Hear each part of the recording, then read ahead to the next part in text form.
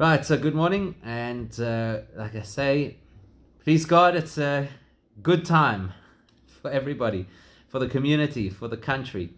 We're about to start Mishnah 11, Mishnah Yud Aleph. Before we do that, so last week we learned that there are two personalities who go in tandem, Shemaiah and Avtalion. That's a theme that we have seen regularly through the beginning of Pirkei Avos, that you have these pairs. They're actually called the zugois, which means the pairs. In each instance, the first person mentioned is the Nasi, the overall spiritual Jewish leader of the time. And the second one mentioned is the Av Beis Din. So that's the chief justice, the person responsible for running the Beis Din, the Sanhedrin at the time. So Shemaiah, we said, was the Nasi, and Avtalion, who we're going to learn about today, he was the Av Beis Din.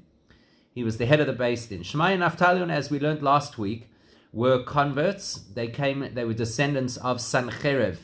Actually, and remember, Sancherev was a nasty guy, caused a lot of trouble for the Jewish people. So there's a story actually that relates to these two personalities, Shemaiah and Avtalion, that actually has a lot to do with what we're going to learn today. Remember, once upon a time, if you read the Musaf that we read on Yom Kippur, you'll remember that one of the things that the Jewish people would do at the end of Yom Kippur every year is the Kohen Gadol. The Kohen Gadol was supposed to be a highly spiritual person. The Kohen Gadol was supposed to be somebody who represented the Jewish nation. The Kohen Gadol was supposed to be somebody who was an exemplary citizen. So after he would spend the whole day in the Kodesh HaKadoshim and in the Beis HaMikdash and the Holy of Holies and doing the various services, so at the end of the day he would come out and head home. And there was a flock of people who would accompany him on his way home, because it was a great celebration. Obviously, the fact that the Kohen Gadol came out of the Holy of Holies, that was a sign that we had achieved. That was a sign that we were forgiven. It was considered a very positive thing. And it says, Yom Tov hayo oisin. The Jewish people made it into a massive celebration over the fact that the Kohen Gadol came out successfully from the Beis HaMikdash and from the Holy of Holies. On this particular occasion, just to give context, we did speak about this previously. At this point in history, the time of Shemaiah and Avtalion, unfortunately, there was a serious break in the Jewish community. And the break was between the Purushim, which is regular Jews, Jews who uphold the values of Torah, on the one hand, and Tzedukim, the Sadducees, who fought the traditions of Torah, on the other hand. And unfortunately, at this point in history, the Tzedukim, the Sadducees, had infiltrated the Kahuna, the priesthood. So it wasn't uncommon for the Kohen Gadol to be somebody who was either sympathetic to the Tzedukim or even a Tzeduki himself. On this particular occasion, what happened was the Kohen Gadol was on his way out. He was on his way home. Big fanfare, everybody accompanying him. And the next thing, Shemaiah and Avtalion came to also accompany and give homage to the Kohen Gadol. And when the crowd saw Shemaiah and Avtalion, they abandoned the Kohen Gadol, and they all went to instead accompany Shemaiah and Avtalion and to show them great respect. And that really annoyed the Kohen Gadol at the time, as you can well imagine. Here he is supposed to be, so to speak, the hero of the day. This is supposed to be his big occasion, where he stands up and represents the Jewish people and does such amazing things for us. And everybody goes to give respect rather to the rabbis. So he couldn't handle it, this particular Kohen Gadol, who remains anonymous in the story. And he says to them, what is this? That people give honor to he or to they whose ancestors were Gentiles. A bit of a slap in the face. Shemaiah and Avtalion, the two leaders of the generation, but obviously this Kohen Gadol felt very slighted. So they responded to him and they said, maybe it is because we do not behave like our ancestors, and instead we're dedicated to the Torah. That's why people are showing us respect. Whereas you, who comes from such illustrious ancestors of Aaron the Kohen Gadol, and you don't behave like your ancestor, perhaps that's the reason why it is that people are not giving you the respect that you want.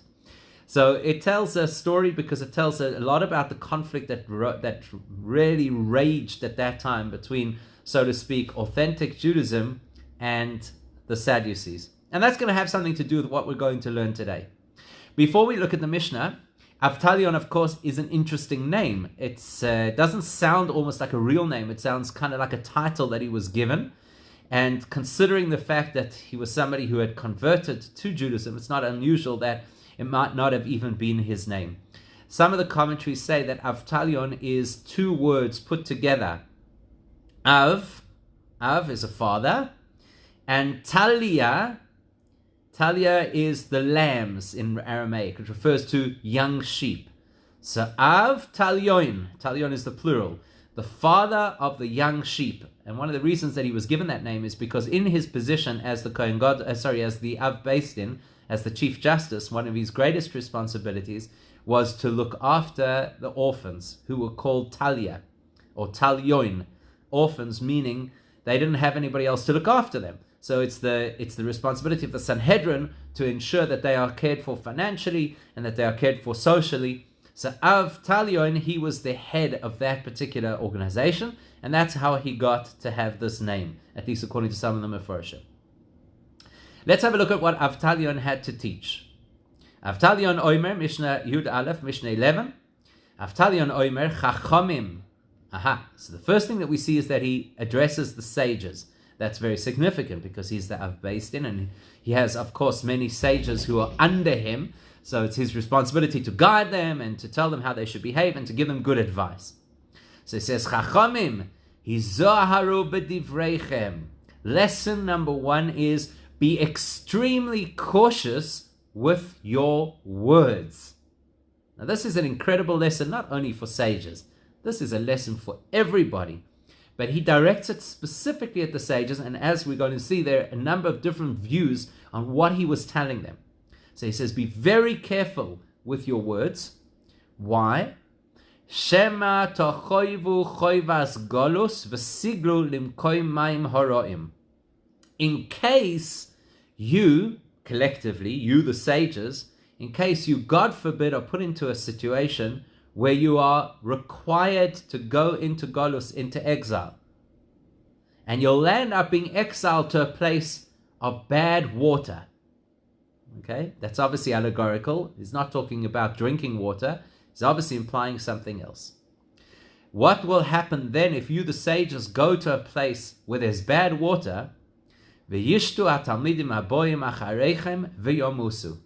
Then the students who come after you, they will drink from that bad water, and they will die.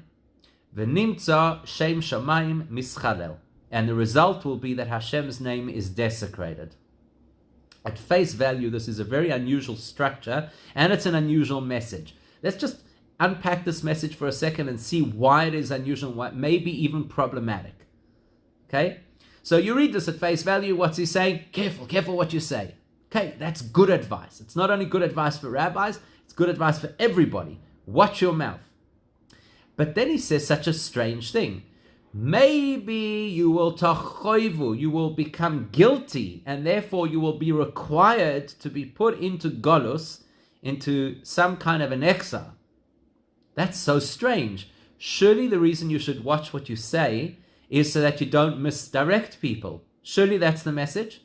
Why is he saying, be careful what you say in case something outside of your control happens to you and you'll end up being exiled from where you live against your will. You see, not as a result of what you've said, apparently, but against your will, you'll be taken away, and then you'll end up in a place of bad water. I mean, this sounds so convoluted. Why doesn't he just simply say, rabbis, be careful what you say because people may misconstrue your words. And unfortunately, by the way, that is something that happens a lot. Let me tell you something. Any rabbi can attest to this. How often we are quoted with things that we never said, not even remotely. But that's exactly what he's telling us, surely. Be careful how you say things. Be careful what you say. Remember that this is in the period of the Tzedukim, of the Sadducees. So you had to be doubly careful what you said. Because if a rabbi would make a statement that the Sadducees might have misconstrued and used to defend their position, it could have had a major knock-on effect. This was a very sensitive period in history. So we can understand the concern. But what's this got to do with this? Exile and bad waters and Shem Shamayim Mischalel, that Hashem's name will be desecrated. And also, what does he say? The students, haboim acharechem, the students that will come after you. Why are we not concerned about the students who are with you now? Isn't that the primary concern? That if a person's going to say something which they should not say, isn't the concern that their students in the now are the ones who are going to misunderstand and come up with the wrong idea? So that's what we've got to understand over here and try and work out what is the message that Avtalion was teaching. So let's firstly look at this word, he zoharu. In fact, just for fun, we can actually look at it together.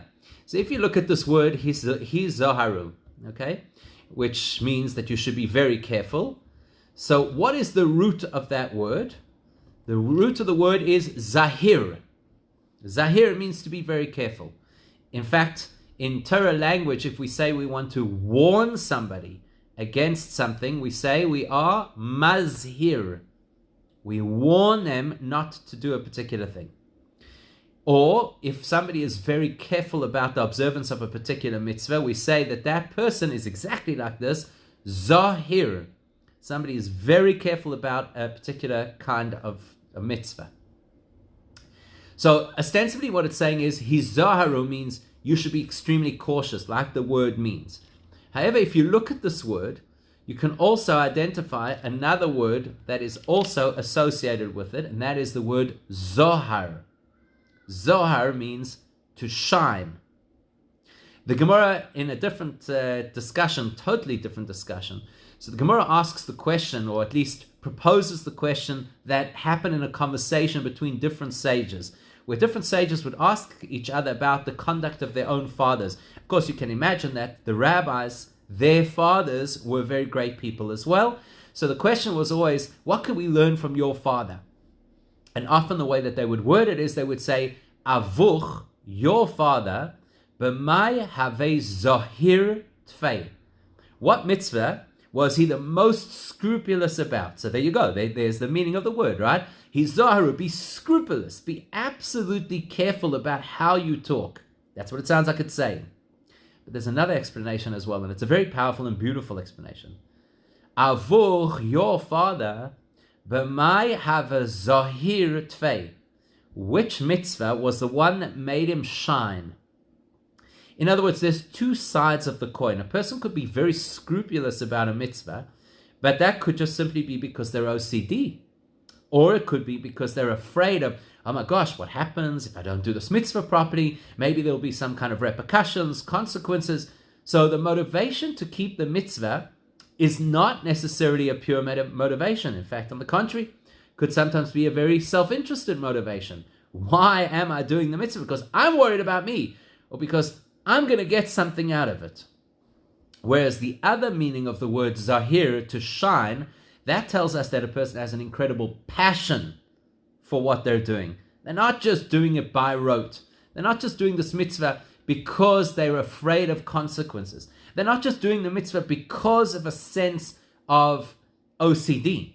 Why are they doing the mitzvah?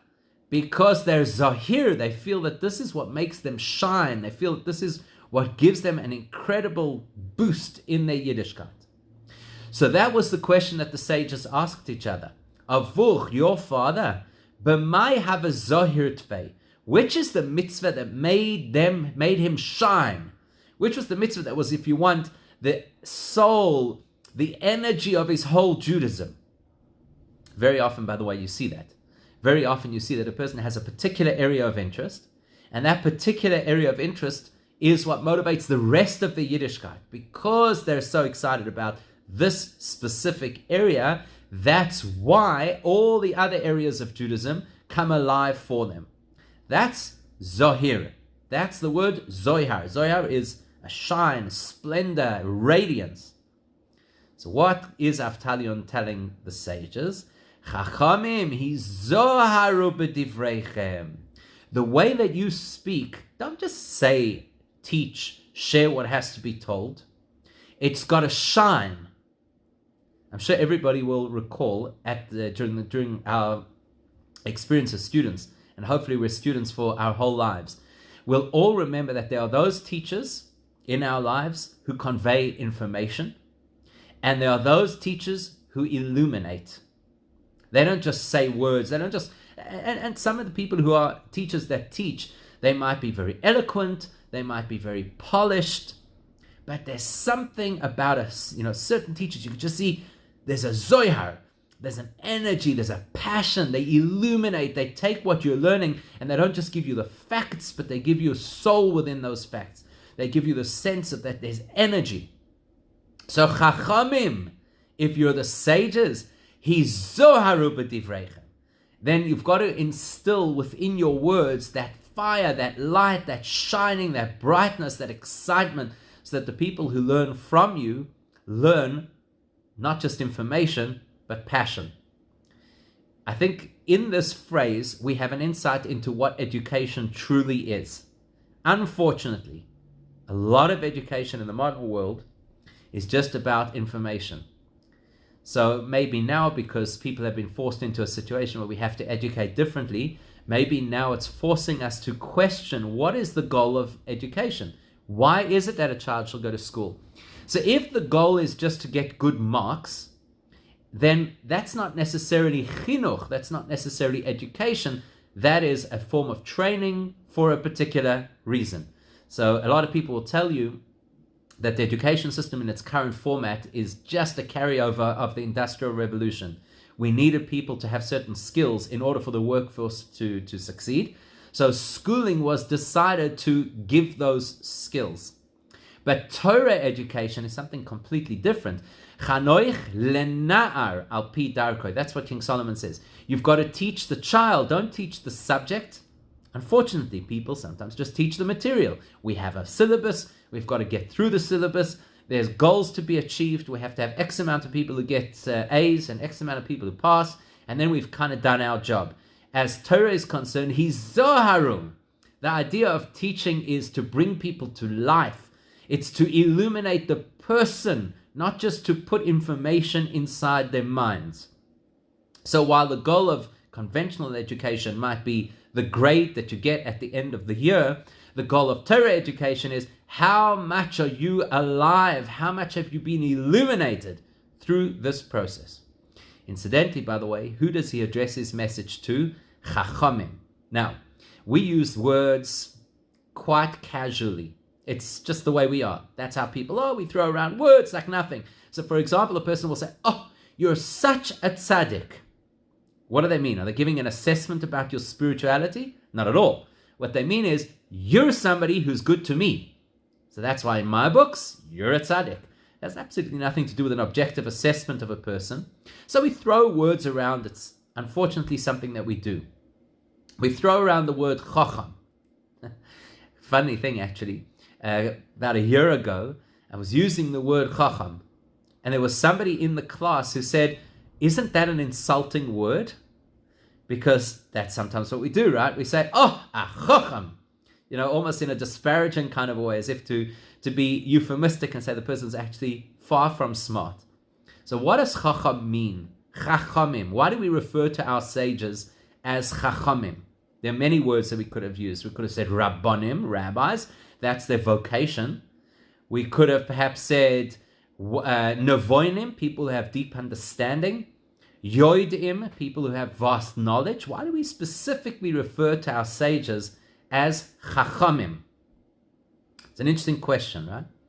And by extension, why do we refer to them also on occasion as talmidei chachamim, which sounds like the students of wise people? If we're trying to speak about their greatness, surely we should call them chachamim. Why do we call them talmidei chachamim?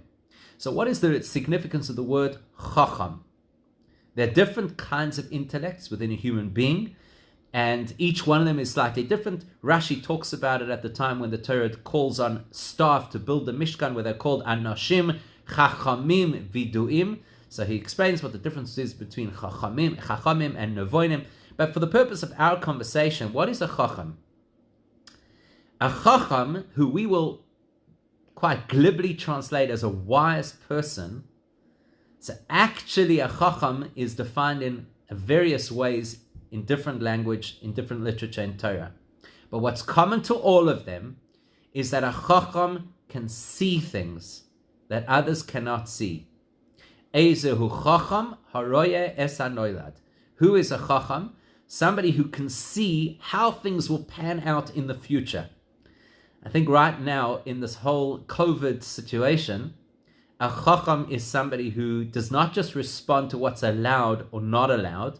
A chacham is somebody who can see what the consequences will be of the choices that we make. So we might make a choice to be very cautious and maybe a little overcautious. That's a chacham, because you recognize that just because everybody is going back to normal does not necessarily mean that you have to, and does not necessarily mean that it's a safe thing to do. You've got to be really cautious. So what's the definition of a chacham? Somebody who sees things. Now, when it comes to teaching, there are two ways to teach. The one way to teach is by hearing, auditory learning, which is what we do most of the time. So I'm talking and you're listening. That's auditory learning. That means you have absolutely no idea what I'm going to say next. So you've got to listen. What's going to happen next? Not only that, in order to actually have this conversation, in order to actually learn something, we need to build an intellectual structure. So there's a first point, and then we build on that point, and then we build on that, and eventually you create this intellectual structure, and somebody hopefully is able to make sense of it all. Hopefully the teacher makes enough sense that you can follow, and you walk out of there and say, okay, these were the pieces of the puzzle, so now I understand what happened. And I walk out and I say, wow, that was enriching, I've learned something. But if, let's say, in the middle, one of two things happens. What happens if in the middle, the teacher skips a step, forgets to tell you a step? You're completely lost now. You don't know what is going on. What happened over here? And teachers do that, by the way, because very often it's obvious in the teacher's mind how the flow works. So in the teacher's mind, they get a step ahead and forget to tell the class about that step. But as the student, you could be totally lost because the teacher did not provide that step. Equally, it could be the other way around. The teacher's doing a fine job, but in the middle of the class, you get distracted. Suddenly one of the children walks in and asks you a question, or you get a message on your phone, or whatever it is, something distracts you, and you miss that step. Now the rest of the class are trying to work out what is going on over here, because I was following and it all made sense. So that's auditory learning. It's step by step by step. You can't hear two voices simultaneously and expect to learn. It's got to be one step at a time, one voice at a time, one word at a time, one concept at a time. A chacham is somebody who sees things. That's called visual learning. When you see something, you see the entire picture at once. That's why they're called chachamim, because they see the picture in an incredible way. They see the whole story. So therefore, there's two things that they need to know. Hizoharu b'divreichem. Number one, bring some of that light to your students. Don't just teach them information. Try and show them what you can see. It's a much more powerful way to teach, where you're not just giving information, you're giving insight, you're creating a visual image, you're providing insight for these students that they could never have had on their own, on the one hand. On the other hand, Izaru b'divreichem, be very careful how you speak, because you're seeing the picture and your student is not necessarily seeing the same picture. So as much as your job is to enlighten them, as much as your job is to give them that zohar, to give them that clarity, at the same time, don't take things for granted. Don't think that just because you've said something in language that you can relate to, that necessarily means that it's language that they can relate to. And that's always the challenge of a chacham. That's the challenge of somebody who's got a brilliant mind, is that how do you take what you can see and be very careful about the wording that you use for somebody else, that they don't misconstrue the wording. And that's exactly Avtalion's concern. Avtalion's concern is we don't generally have to worry so much about simple people, because simple people don't mislead anybody. We have to worry about wise people, because dafka, they're the ones who are open to misinterpretation. And specifically chachamim, specifically people who are at that altitude, who are at that spiritual level, that they are so aware and they have such insight they can easily fall into the trap of assuming that everybody knows what it is that they're saying. So be very careful what you say. Be very careful. Hizaru b'divreichem. Dafka, because of the Zohar, because of the brightness, because of the greatness that you potentially could share. In fact, Abarbanel actually says something very much along these lines, because he says Hizaru b'divreichem is specifically when it comes to teaching mysticism. The areas of Torah that are Zohar, the areas of Torah that are bright, the areas of Torah that illuminate the rest of Torah, the laws of Torah, the stories of Torah. So the mystical is where you have to be most careful with what you say. It's a terrible thing, unfortunately, that there are movements in today's world who claim to teach Jewish mysticism, who throw around the word Kabbalah, but they have absolutely no clue what they're talking about. Why? Because they obviously came across information from people who were not so careful with what they said, and allowed very subtle, sublime concepts to be misinterpreted into very materialistic, dare I even say, very lowly language. And unfortunately, that's attractive to people, because people like things that speak to them and their vices. So you wrap it up in the cloak of so-called Kabbalah, and it becomes a highly, highly dangerous territory. And that's exactly what he's saying. Be careful, because who knows where you could go? Who knows how this thing could land up? Now, what he's going to warn about over here is an unlikely scenario. Yes, of course, Jews had gone into Golus. Yes, of course, Jews had been exiled multiple times through the course of our history. And so it is pragmatic to say, let's talk about that. What's going to happen if we are exiled?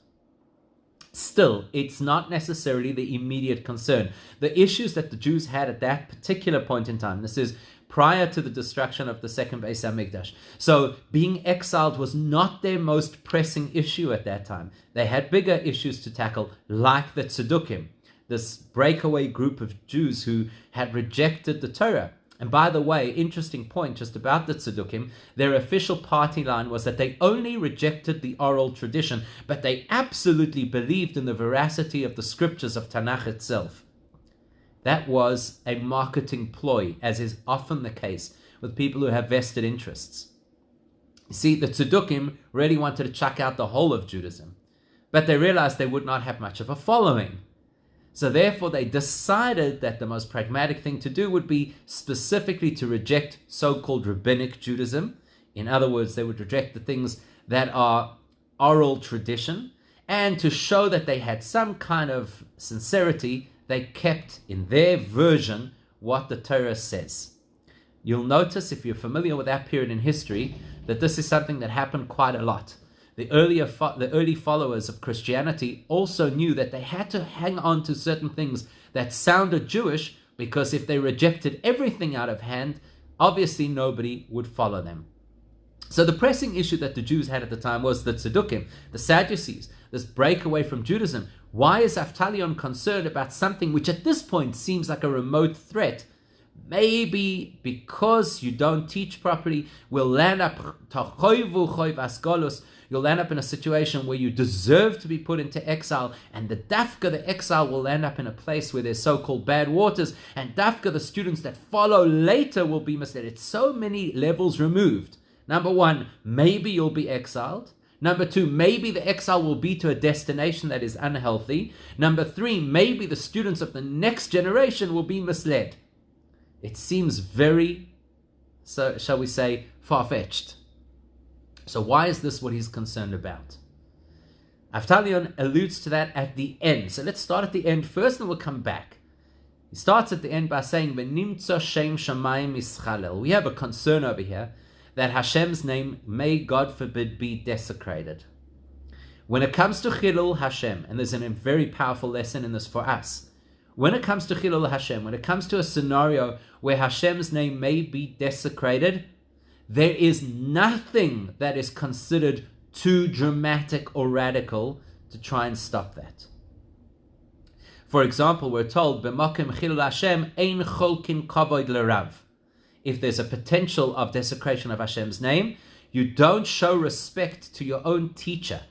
You stand up and you say what needs to be said or done.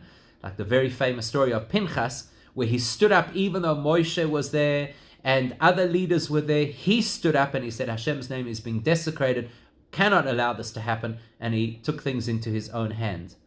So because we're dealing with a potential Chilul Hashem, we're dealing with a potential of Hashem's name being desecrated, therefore we have to scenario plan for even more remote scenarios.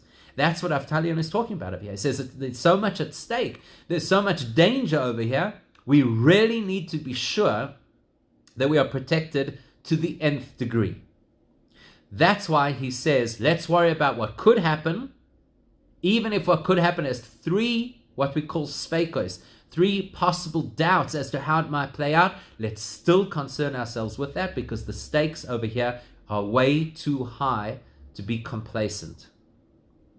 How will Hashem's name be desecrated?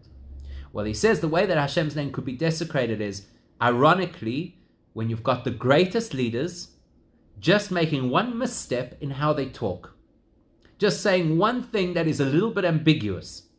That's where devastation starts. Think about it. It makes absolute sense. We know this from our own experience. If somebody comes over to us and says, I believe, whatever the halacha is, right? I believe you're allowed to do this on Shabbos.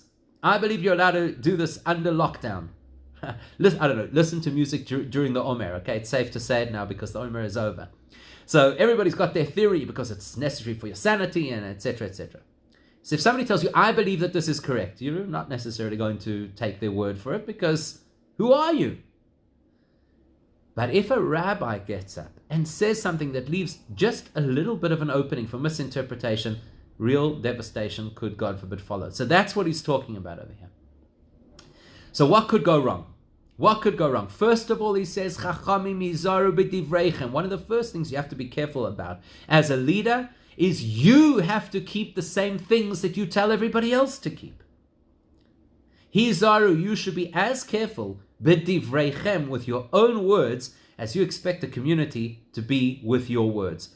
This is a problem often in leadership, is that we have people who believe, look, I'm in a different position to the Hamoin Am. I'm in a different position to the population. Like, I don't have the same Yetzer Hara as they have. I'm in a protected environment. I'm in the shul and in the yeshiva all day. I don't go to work. I don't have the same distractions. I don't have a TV or internet or I have a smartphone or whatever the case is. So the person starts to believe, I'm a protected class of people, but my responsibility is to the nation. So I've got to tell the nation what they should do to protect themselves. It doesn't apply to me. Says Avtalion, that is a critical error. You cannot teach anything by saying. You can only teach things by modeling. So if you're going to tell the community that there's a certain, what we call takana, there's a certain edict, so to speak, there's a certain set of laws that they have to follow, but it's only they who have to follow it, then you're in a lot of trouble. And he says, realistically, nobody is immune. Actually, the Gemara tells a very famous story in the Gemara in Shabbos about Rabbi Shmuel ben Elisha, that he thought there was a gezerah, there was a decree of the Chachamim, that at night, on a Friday night, you should not learn by the light of a candle. And if you do, it should be at a distance from the candle. You shouldn't sit right next to the candle, because what happens if the candle light flickers a little bit, or if you feel, remember in those days it was oil, so if you feel that maybe the oil is not feeding properly to the wick, you might adjust the candle, and that you're not allowed to do on Shabbos. So the law from the Torah is that you may not ignite on Shabbos, and the concern of the rabbis is that if you're in proximity to the candle and you're absorbed in your learning, maybe you'll forget what you're doing and you'll adjust the candle. Rabbi Shmuel ben Elisha felt that he himself was protected. He was okay. He didn't have to worry about it. This was for the so-called Hamoin Am, for the ordinary people, for the plebs. He was good. And he records the story that on one Friday night he was sitting and he was learning, and the next thing the light flickered a little bit and he reached over and he was about to adjust the lamp, and he suddenly remembered that there is the decree of the rabbis, and he made a public statement after that nobody is immune and nobody is above the edicts of the rabbis. So that's what Avtalion is essentially telling us over here. Hizaru b'divreichem, be careful with your own words. Don't think that your own words only apply to certain people or only apply to certain circumstances. It applies to every single person, including the leadership. Shema tachoy v'choy vas golus. What are we worried about? We're worried about being exiled, not by choice. And then he has to emphasize that, because we're told, have a goyla limkoim Torah. The sages say that one of the great ways to learn Torah is to actually leave home, leave what is familiar, and go somewhere where you are an outsider and you feel a little bit uncomfortable on the one hand, but on the other hand, you open your horizons because you get to learn from other teachers. So Avtalion wants us to know that if a person would volunteer to exile themselves to go learn Torah, that is commendable, and that falls into the category of doing a mitzvah where Hashem protects you, that your choice to do a mitzvah will not have adverse effects. In other words, if you're doing your best and you have good intentions and you want to do what is right, Hashem will protect you that you don't, as a result of that, mislead other people. But here he's worried what happens when a person goes into Golus against their will, because of whatever reason, because Hashem has decided that it's an appropriate thing in this period of history we have to be exiled, or because we've done something wrong and therefore we deserve to be exiled, whatever the case is. So tachoivu choybas Golus. When you are forced into an exile, you can no longer rely on some kind of divine protection that we will still be as committed to our Yiddishkeit as we are in the shtetl. That's the warning that he's giving over here. And he's worried that what might happen is you might land up in a place of so-called bad waters. What does bad waters mean? So he says like this: in your own environment, in your own yeshiva, you have a lot of control over how things are taught and also testing the people have heard correctly. It's what we call in today's world active listening, right? So you can ask your students to feed back to you, did they get the message right? Did they understand appropriately and correctly? That you can do in your own space. There you can ensure that the waters are so-called pure waters. But when you're outside of your space, in a foreign environment, you don't necessarily have as much control as you would have back home. So in that place, you have the concern of bad water. What's bad water? You probably, I don't know, I have a picture in my mind every time that we learn this Mishnah at the time of the year when we do Pirkei Avos. I always have this picture in my mind of some kind of a stream or a brook, and it's become polluted. Maybe that's just because I live not too far from the Yikske. So that's kind of what's in my head. But actually, the Meforshim say something a little different, and it's really interesting. Something we don't consider today, because today we go and we buy, for our Shabbos table, we buy cold drinks, and we buy, even if we buy wine, the wine that we get is already ready to drink. It wasn't like that in those days. In those days, the wine was very, very strong, and just before you drank it, there was something they did called mezigas hakois, which was basically to temper the wine with water so that it would be drinkable. You had to dilute the wine with water. Now, if you don't know what you're doing, which I imagine we would not know in today's world, if you don't know what you're doing and you put the wrong quantity of water into the wine, you ruin the wine. So when he talks over here about mayim haroim, the bad waters, it doesn't necessarily mean that the water itself is bad. It means that the water in the wine would be bad. In other words, the mixture is bad. What does it mean the mixture is bad? So wine and water are both metaphors that are used to describe Torah. Wine, because it's like, if you can imagine a grape, you don't see the wine inside of the grape, you have to produce it. So it's the same thing with Torah. When you look at Torah, you don't necessarily see the message. You've got to work with it in order to understand the message. So that often is used to refer to Torah shebichsav, the written Torah, because when you read the sentence in the Torah, you actually don't know exactly what it's saying. You have to squeeze it out. You've got to work with it in order to understand what the Torah's message was. So, for example, when the Torah tells us to put up a mezuzah, it says, you should write these words on the doorposts of your house. So the Karaites go and write verses of the Torah on the walls, on the doorpost, because they take it at face value. They haven't squeezed the grape, they haven't got the wine. They're just having, so to speak, the immature juice of a grape. So wine is Torah shebichsav in this particular conversation. Water, although we often refer to Torah generically as water because water is life-sustaining and Torah is life-sustaining, but in this particular case, water is what makes the wine drinkable. So the Torah Shebal Peh, the oral tradition, is what makes the wine drinkable. Without the oral Torah, we would never know that a mezuzah is a piece of parchment that has to have 22 lines and has to be rolled up in a particular way, and the letters have to be formed in a certain way and goes on the right-hand side of the doorpost 2/3 up, a slant. We would never know any of that without Torah Shebaal Peh. As we would never know any of the other mitzvahs. We wouldn't know what kosher is, we wouldn't know what Shabbos is. So this is what Avtalion says. We have to be careful as the custodians of Torah, Shebaal Peh, the ones who are going to transmit the oral tradition. This is the period in history. This is when the oral tradition is being redacted. This is the first step towards the Mishnah. This is the first time that these teachings are going to be consolidated. So he says we have to be careful to ensure that the way we word what we say is absolutely pristine. Because if it's a little bit wrong, the next generation, not our generation, not our students are ours. We have a handle on them. We talk to them. We listen to them. We test them. We know where they are. But the students that come afterwards, who we will not have that engagement with, our generation won't be here anymore. It's going to be the next generation. Those students, they might come to think that you can dilute the wine differently to the correct way to dilute wine. In other words, they could think, look, you had an opinion, we have an opinion. You defined the halacha in this particular way. You diluted the wine. You made the instruction of the Torah drinkable in this particular way. And we believe that it's drinkable in a different way.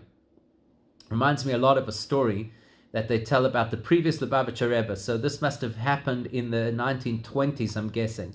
And of course, that was a very tumultuous time for Judaism in Russia, particularly. You had the communists, you had the Zionist movement, you had the Enlightenment, early Reform. Well, at that point it was the Reform movement, and there was this conflict about how Judaism should be preserved. So there were those who believed that in order to preserve Judaism, take whatever you can get, whatever you've got to compromise. If we have to put men and women in shul together, so be it, as long as Jews come to shul. And if we have to allow people to drive on a Shabbos, so be it, as long as they come to shul. Now, that was the attitude. By the way, that's one of the defining differences between American Jewry and South African Jewry, is that American Jewry, if you drive to shul, it's a rejection of Torah. It's part of a movement that says these things are no longer valid. In South African Jewry, if you drive to shul, you know you shouldn't drive to shul, and you feel a little bit bad occasionally about doing it, but you still uphold the validity of the fact that you should not drive to shul. In any event, so there was this conflict that was going on at the time, and a particular leader came to the previous Rebbe, and he said to him, I'm wrong, must have been in the 40s, because I'm sure he was already in America at the time. So the particular leader came and said, listen, if there's a fire raging, meaning the fire of assimilation, take whatever liquid you can and throw it onto that fire to extinguish it. And the previous Rebbe said, no, you don't use any liquid you can find. What if you chose to use gasoline? That's going to do the opposite of what you want to achieve. So his implication, his message was, if you think you're going to compromise all of the values of Judaism, and that's going to preserve Judaism, that is fuel to a fire. And that's exactly what Avtalion is saying over here. If you think that you're going to try to dilute the wine to an extent that you believe is going to be palatable to everybody else, it's no longer going to be wine. It'll be something else. It's like the whole question, can you make Kiddush over grape juice? Right? It's a question, because has it been watered down too much? Has it been sweetened too much? Okay, this is not an halacha share, okay? So don't get all nervous about it. But the question is a valid question. There comes a point where the liquid is no longer wine. There comes a point where you've watered down Torah to such an extent that it's no longer Torah. That's what Avtalion says. Hizaru b'divreichem, 2 lessons. Be very careful that the way you say things is clear, so that there's no room for any kind of adulteration down the line. And hizaharu, be sure that the way you teach, it is bright and beautiful and illuminating and exciting and energetic, so that nobody would want to adulterate it down the line. And I think that these are really valuable messages for us, because every one of us is the chacham in our environment, whether it be in our home as the parent, whether it be in a social circle as the person who's considered to be more traditional or more frum, or whatever the particular thing is. Hizaru b'divreichem, in every interaction that we have with people, verbal interaction on the subject of Judaism, we have to be so careful that we don't say things in an ambiguous fashion that people could then use as an excuse to misconstrue. And maybe even more importantly, is to make sure that when we speak, it shines, that we don't sound like we're pouring things down people's throats, or that we're making life about how difficult it is, or telling our children how hard it is to be able to do the things that Torah requires of us. Hizaharu, if it's bright and illuminating, nobody's going to run away to the places of the bad waters. I think it's a very good lesson for today.